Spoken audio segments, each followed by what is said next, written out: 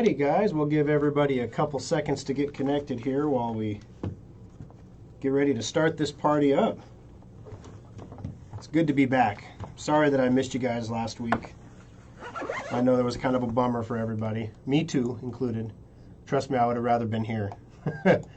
Let's see. Let me get my my feed going here so I can see questions, and then we'll be ready to go.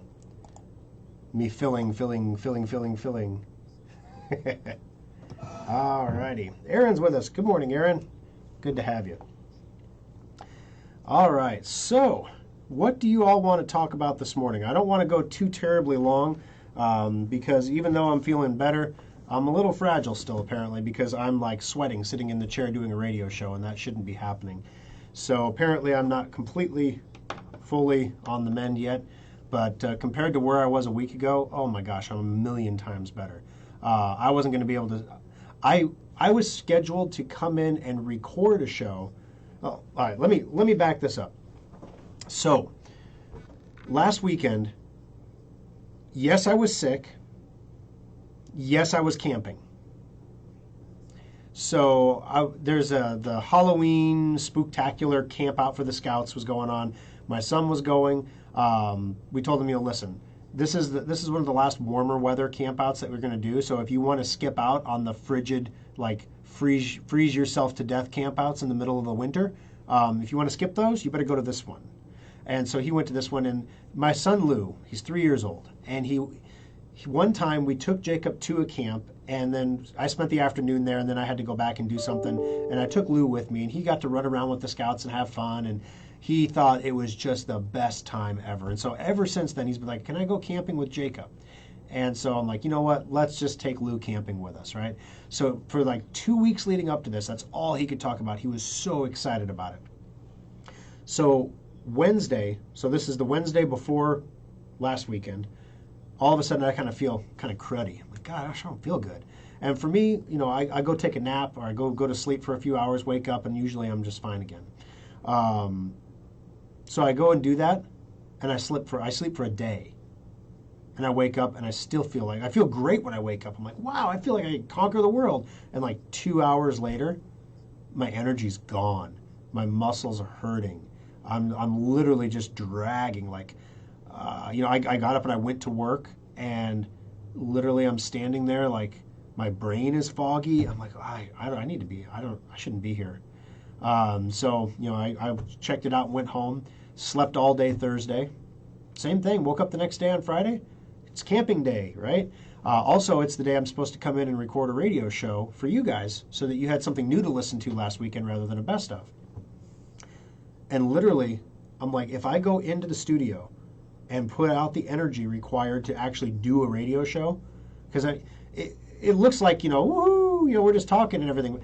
The amount of the energy that you have to put out to be entertaining and to get a message across and keep people listening, if you aren't really engaged and you don't really sound like you want to be here, then, why would anybody else want to be here? So instead it's like, you don't want to be here, why? And no one else will want to be here, so you got to be here, right? You got to have that energy level. And I was really concerned because it was Friday, and I'm taking the Scouts camping. And Lou, literally it's one of those things where I'm not going to let my kid down because he's been so excited about it. And I can't send Lou with Jacob alone. So I'm going camping, right? And I'm looking at the weather. It's going to get into the upper 40s at night. It's perfect little kid camping weather, right?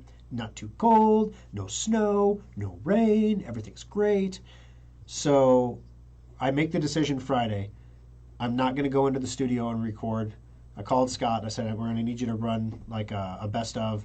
I just don't have it in me to do the recording today. And I slept instead. So then got to camp. I was maybe feeling about 60% of my normal self, but I have an easy up tent, so that was fine. So we got the campsite set up. Got everything done there, got into the tent, got everything there. The whole time I'm setting up the camp, my body's not regulating its temperature quite right. Like I'm very cold. Like I have thermal underwear, a t-shirt, thermal underwear, a hoodie, a jacket, hood's up, hats on, gloves on. I look like Bernie Sanders on a park bench, and everyone else around me is looking at me like, what the hell's wrong with that guy? So I'm going through all this stuff, get the tent set up. I'm just, people are counting on me. I'm going to plod through this, get it done, right? So we finally get everything set up. We get Lou into the tent. Everything's good because we got there at like 7 o'clock, so now it's like pretty much bedtime for him. And the temperature got 10 degrees lower than it was supposed to get. It was down to like 37 degrees that night. Nobody was prepped for it. I had a giant air mattress, not a great selection when you're camping in frigid temperatures because there's no insulation. So the air mattress stays cold all night. It's like sleeping on a block of ice when you're not regulating your own body temperature right. And on top of that, you're freaked out because your little dude won't wear socks to bed and won't wear a stocking cap to bed. He got him to wear the hoodie, but he won't put the hood up. So all night long, I'm waking up all night, checking on him, making sure. And he was fine. He's nice and toasty warm next to Dad. Meanwhile, Dad is like popsicle man over here. So the next day, I mean, I feel like, oh, awful, just awful Saturday. You know, got him set up with an iPad, laid him down in the bed. Well, it got warm, then warmed up the tent a little bit. I took like a 2-hour nap, felt like a new human being again. Just classic Thor, right? So then, let's go for a hike. Let's do some camping stuff. And sure enough, like 2 hours later, just drained as could be, dragging my feet. Like, what is going on with me here? So we get back from the camp out. So Saturday night, we're camping, and I put in earplugs because some of the other dads snore, okay? And it's like, I really need some sleep tonight. So I put in some earplugs, and I'm laying there, and I'm asleep. And I don't hear the thunder. I don't hear the lightning. I don't hear the lightning. I don't hear the thunder. I don't hear the rain because I can see the tent moving because, I have earplugs in. And all of a sudden in the middle of the night, what I do hear is my son, Lou, sit straight up in bed and scream. And I'm like, whoa, buddy, did you forget where you were at? I'm right here. And laid him down, and I took the earplugs out, and I hear, I'm like, oh, crap, he might be a little scared because there's like a thunderstorm. A thunderstorm. Anybody who's ever camped knows what that means. The only thing you're thinking about is, now in the morning when I get up, I can't put my tent away. I have to roll it up, take it home, put it up again in the garage or someplace dry, and let it dry for 24 hours before I can roll it up, otherwise it gets moldy. So it's like you have to, so I'm already tired. I'm already like, oh, please just send me home now. And like I got to put my tent back up when I get home. Oh my gosh. So I get home and I do all this stuff, and I'm like zombie man, just going through the motions. And I'm like, whew, I'm sure I'll feel better. I'm sure I'll feel better Monday. Wednesday, I lose my sense of smell and taste. I'm like, great. That did happen before COVID. There are colds that do that. Yeah, it's still weird. I still don't have it back entirely. So I went and made some coffee this morning. I'm just drinking it. It tastes hot. I made it at the gas station. Took a drink as I was heading out. Checked the temperature on it. And I was like, what the heck? Did I put too much creamer in there? It didn't even taste like coffee. So I dump out like 2 inches of it, put it in the machine, hit go again, threw another basically 2 inches of espresso on top of it. And while it's pouring, it hits me. Hey, dummy, you can't taste anything. Of course it doesn't taste like coffee. You can't taste. No, it's probably like nuclear water, like, super energy water.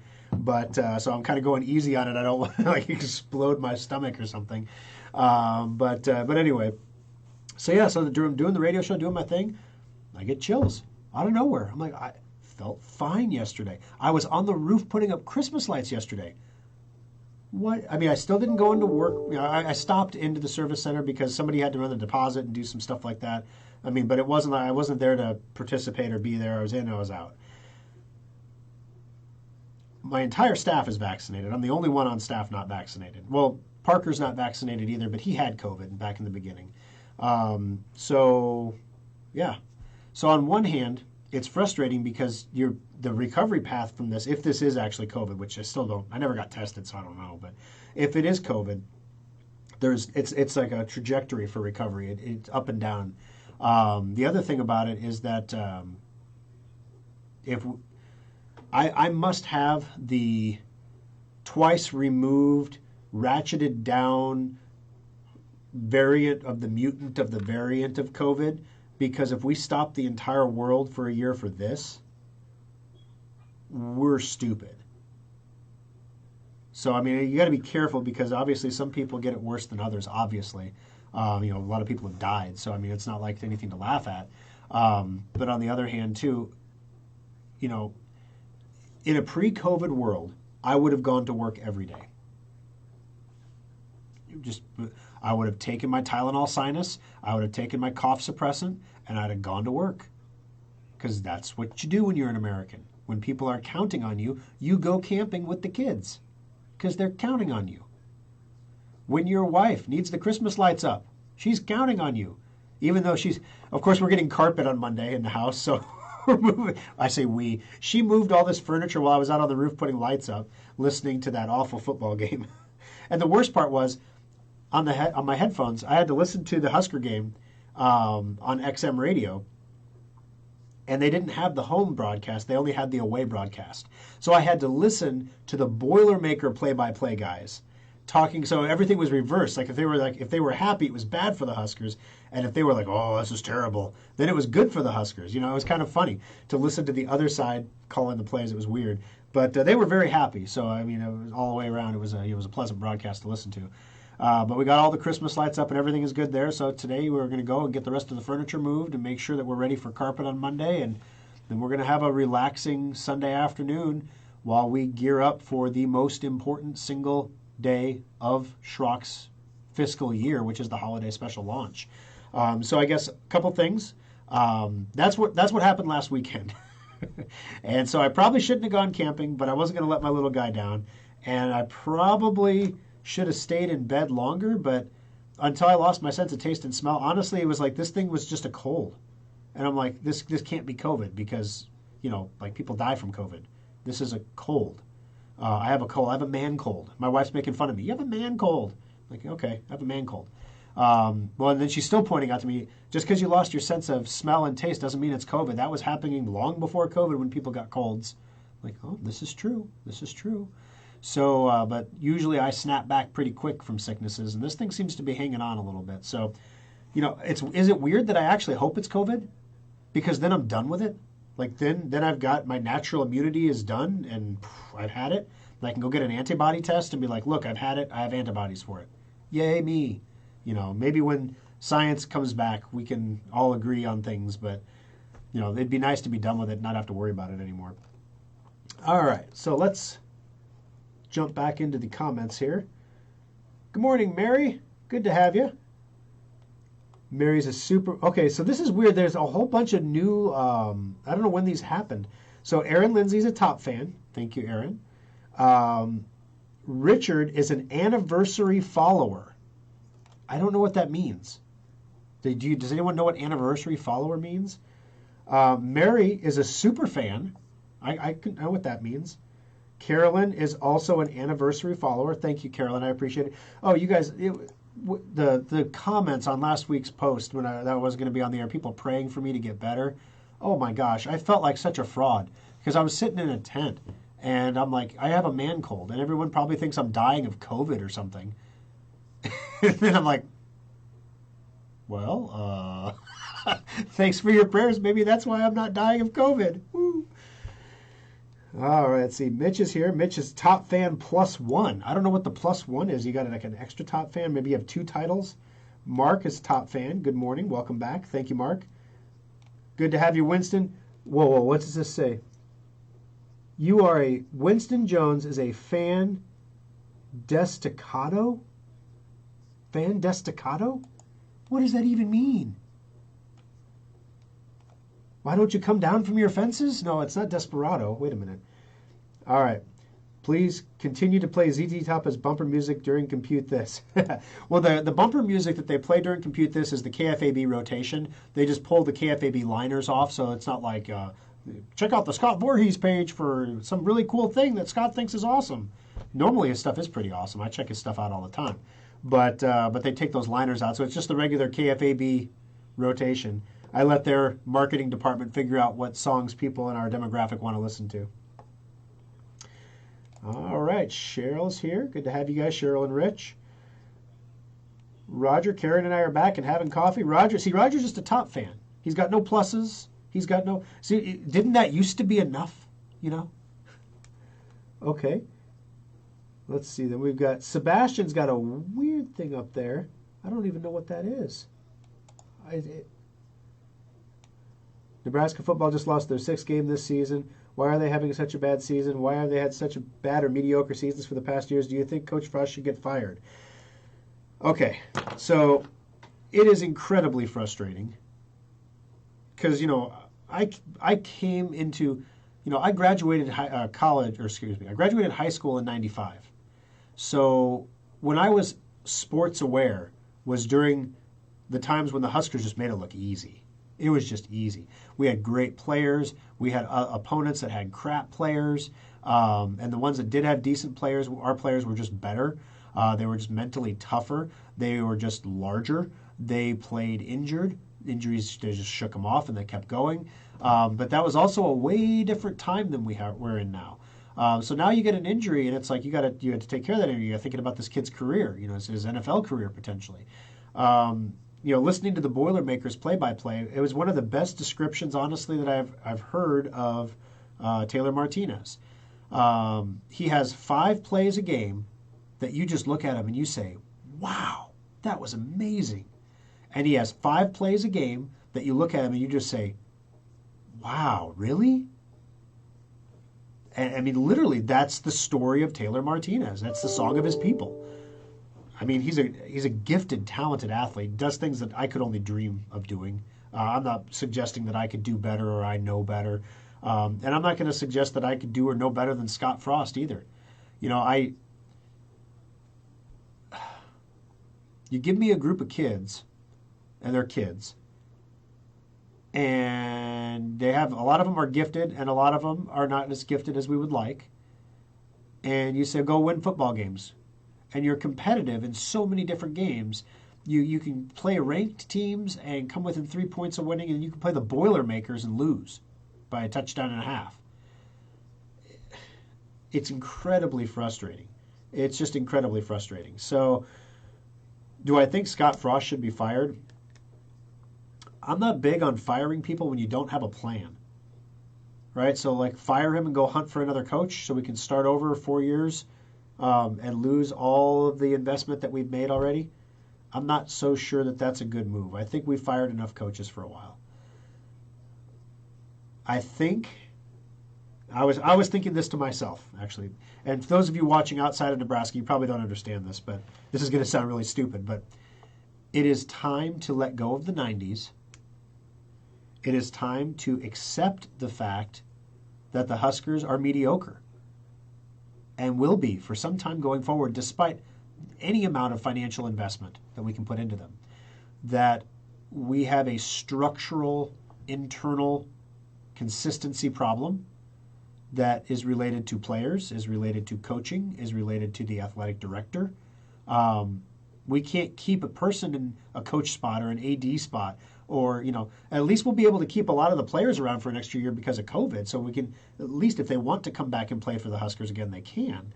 I don't think we should fire the guy. I mean, I'm disappointed with the performance, as everybody should be and is, but what did you expect? It's pretty much the same team as last year. What did you expect? Have they gotten better? Well, we can kick field goals this season. Literally, no joke. Last season, we could not kick a field goal or an extra point. We should just go for 2, please, because it's that bad. The things you take for granted, right? So I don't know. It's people were leaving the stadium halfway through the 4th quarter. Nebraska could have still won that game. They could have pulled through and won it, but the fan base just doesn't have the faith that Nebraska's got the toughness to do it. They haven't exhibited that.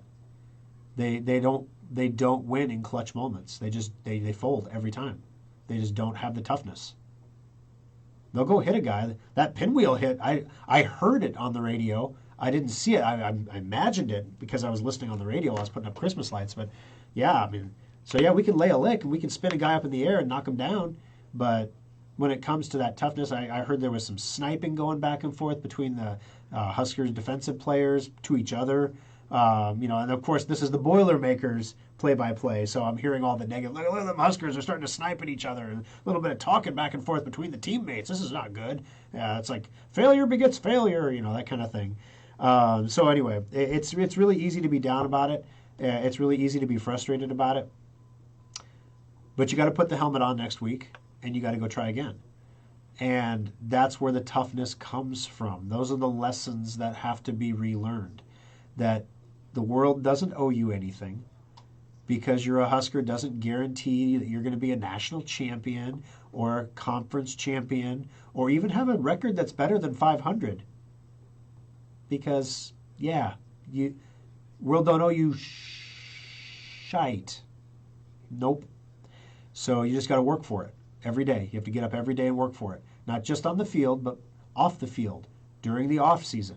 We got a walk-on program that was completely decimated at Nebraska doesn't just rebuild itself in 4 years.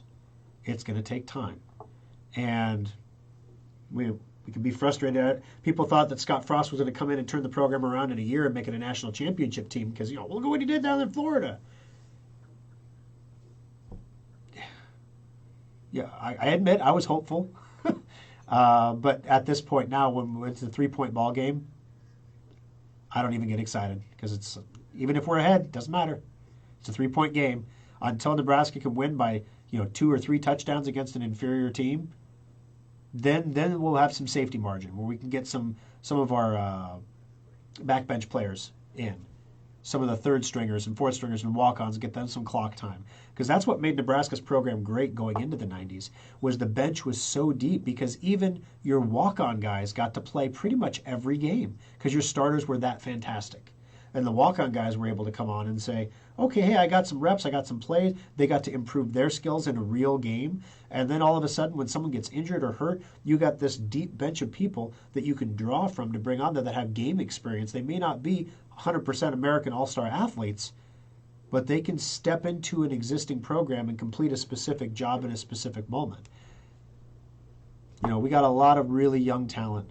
We got some older talent. We got a lot of young talent. We got a lot of people that need developing.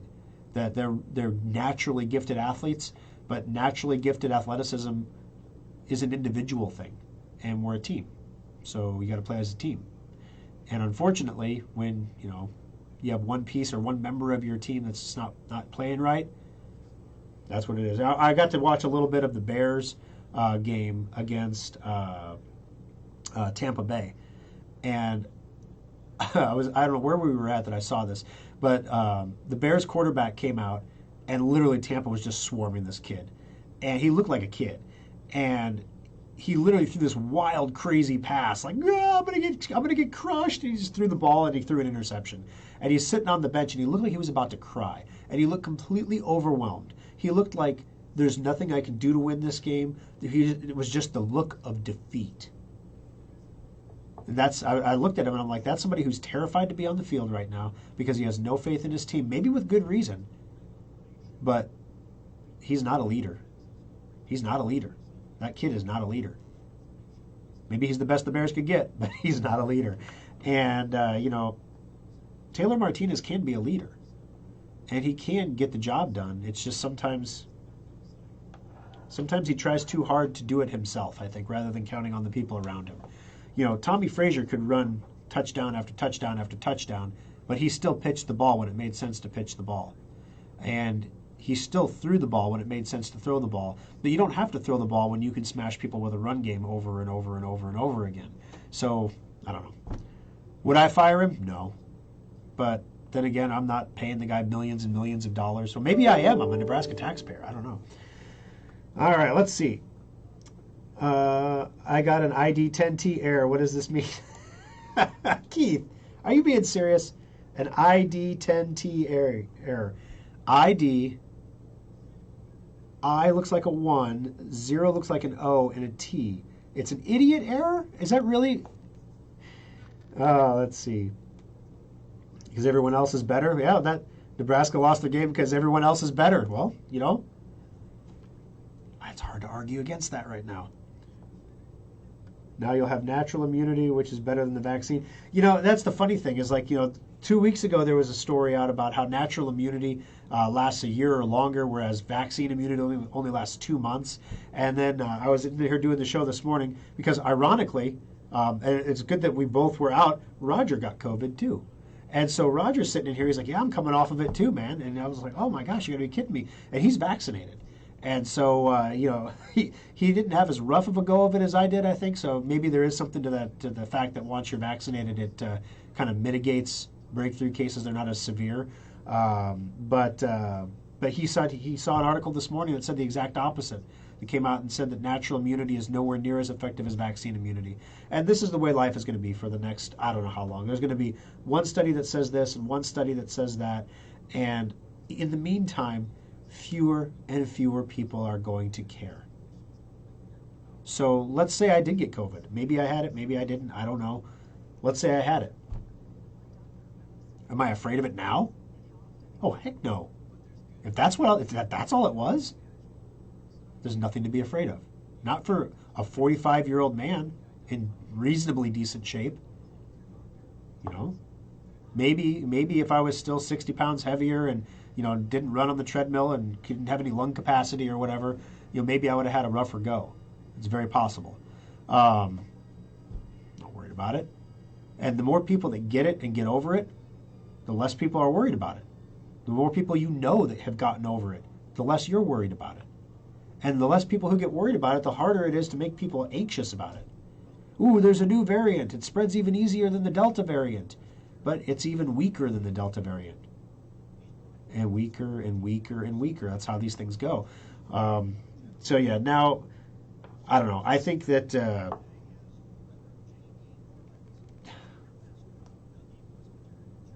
the government always tells the truth.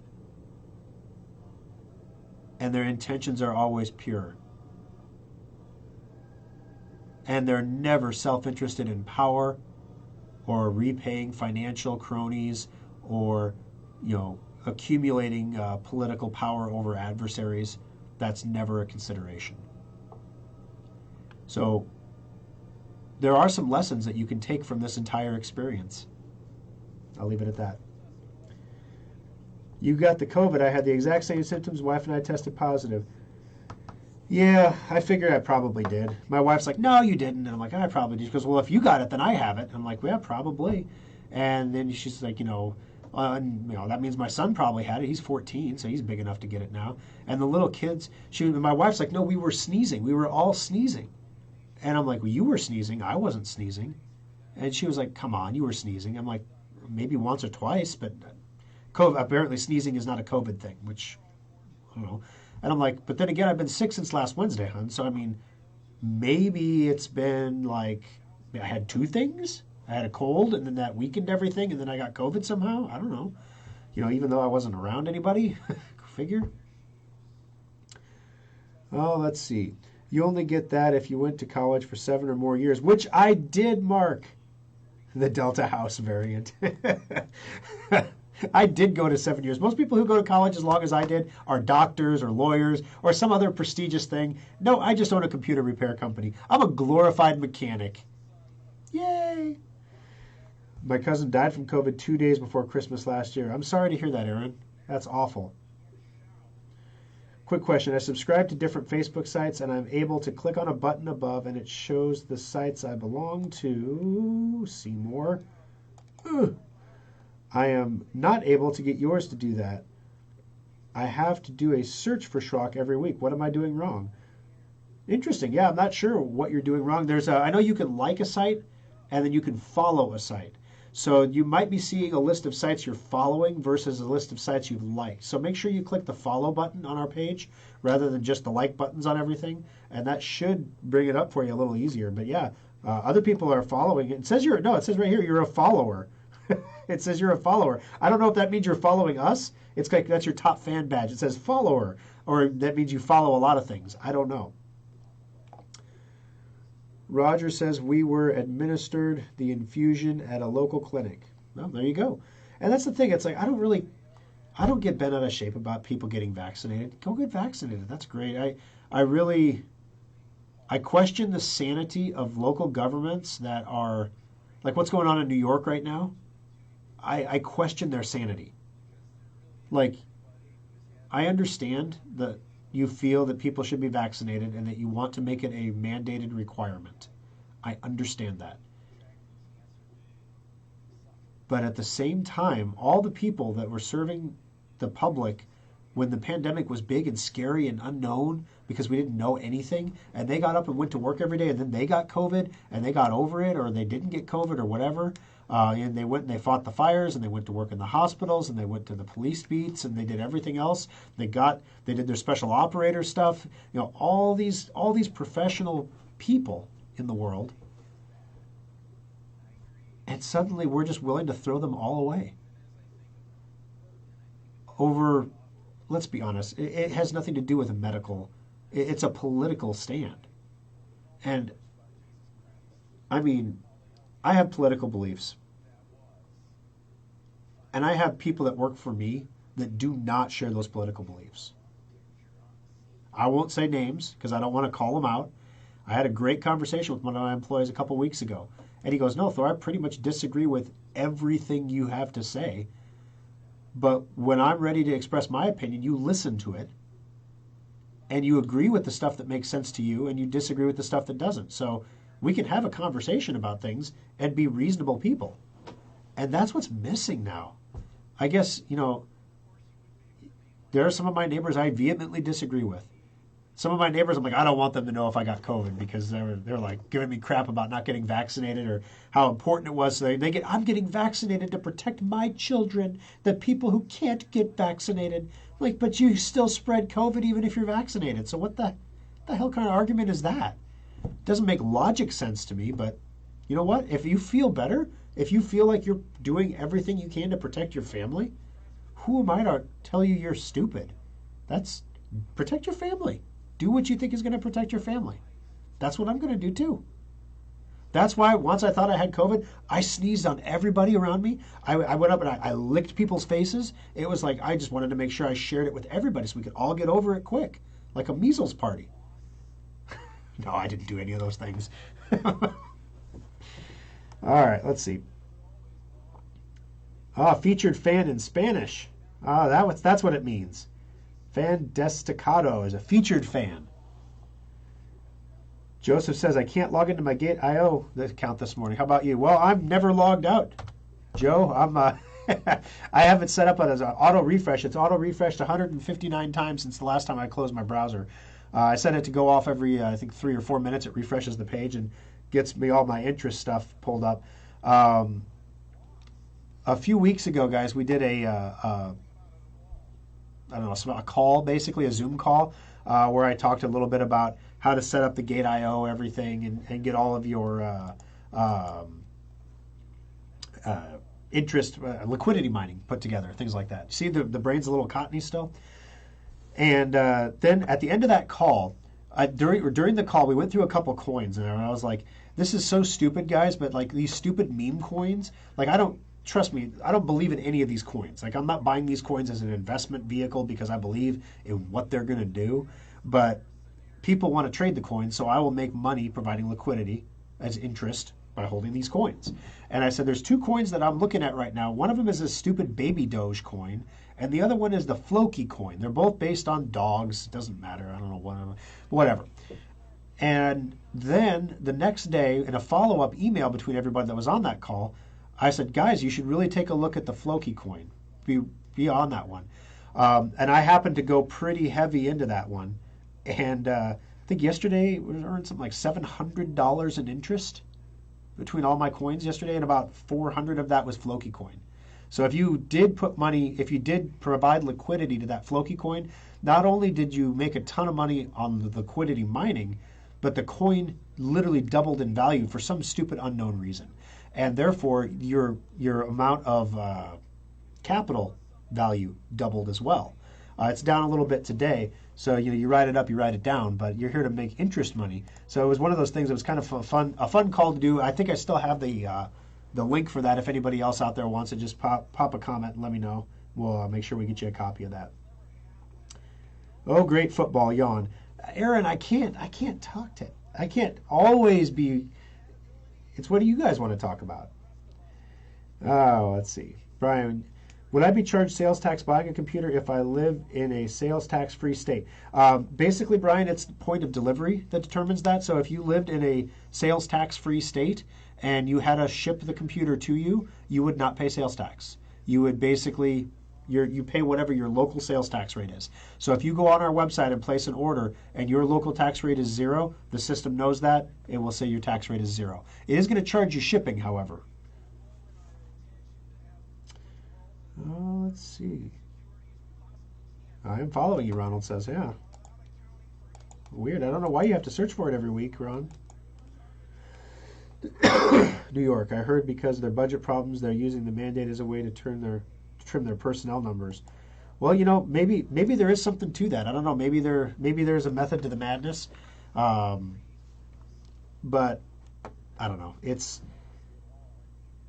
an amazing experiment in democracy, isn't it? Where you've got first responders, firefighters, police officers, paramedics in New York being taxed at one of the highest tax rates that you can imagine. And then Florida is saying, not only if you move down here, not only will we guarantee you a job, but we'll give you a hiring bonus if you come to Florida because we need you.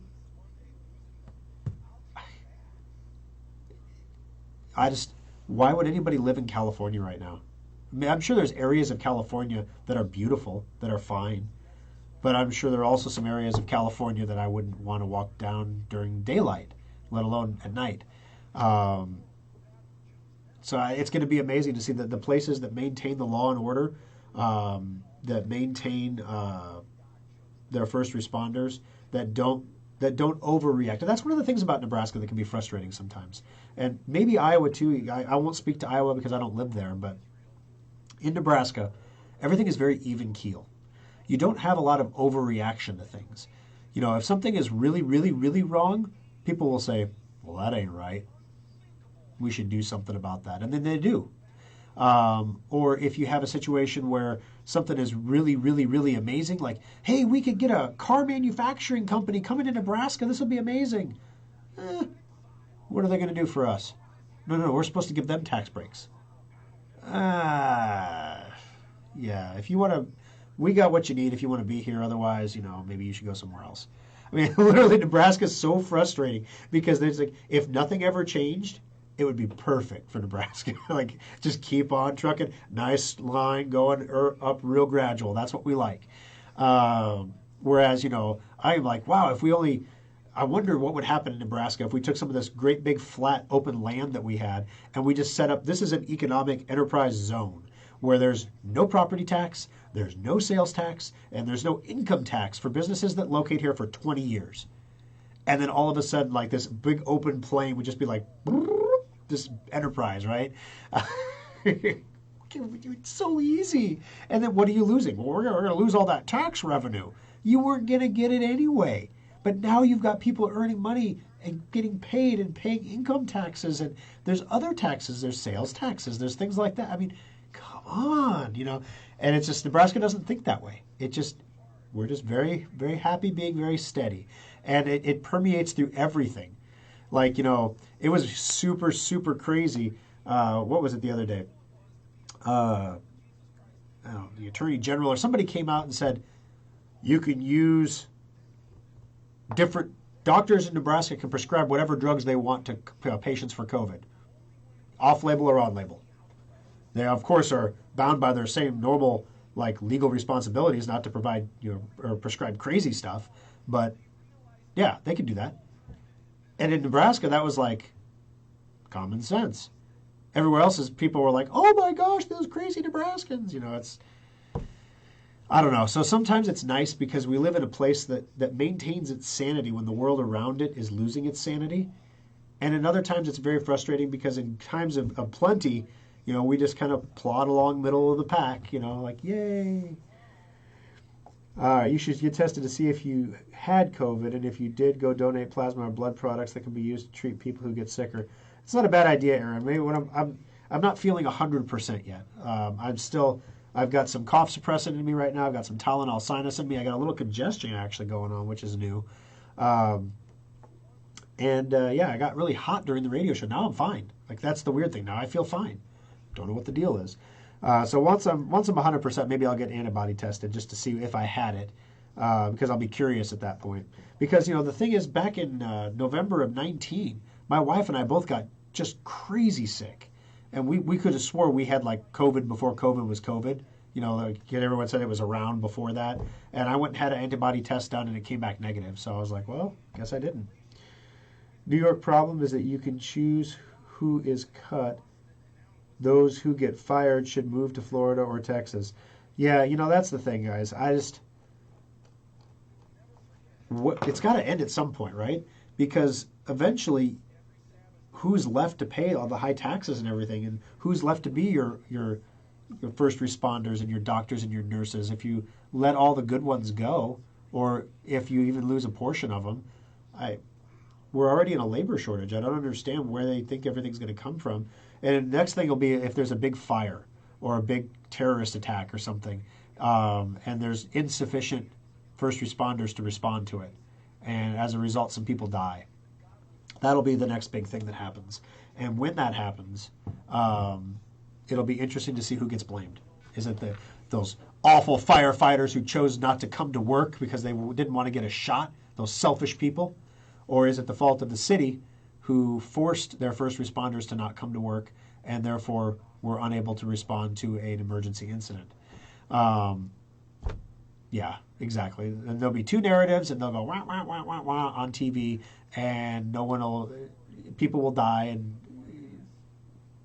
whatever. So yeah, it's frustrating sometimes. But one of the things that was really interesting was throughout this whole getting sick thing, and I'll kind of wrap on this, guys.